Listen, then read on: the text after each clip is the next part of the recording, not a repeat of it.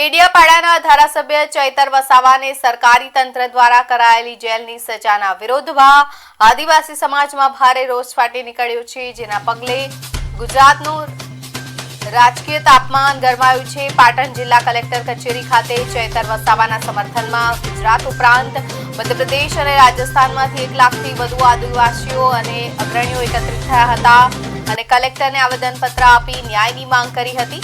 સમર્થકોનો સીધો આક્ષેપ છે કે જળ, જંગલ અને જમીનના હક માટે અવાજ ઉઠાવતા આદિવાસીઓના મસીહા ચૈતર વસાવાનો અવાજ દબાવવા માટે ભાજપ સરકાર રાજકીય કિન્નાખોરી રાખી ખોટા કેસમાં ફસાવી રહી છે।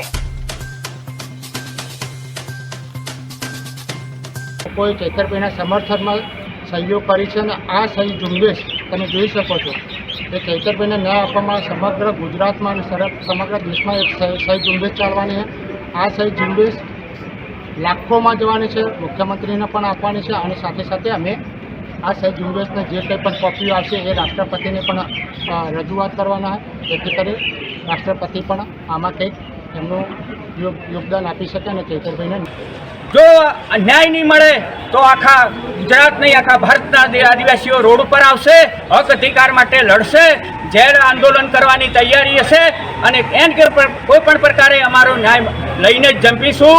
જય જોહાર, જય આદિવાસી। આપનો પરિચય મામા આપનો પરિચય? હા, હું આદિવાસી ભીલ ગુજરાત સંગઠનનો ઉપપ્રમુખ છું।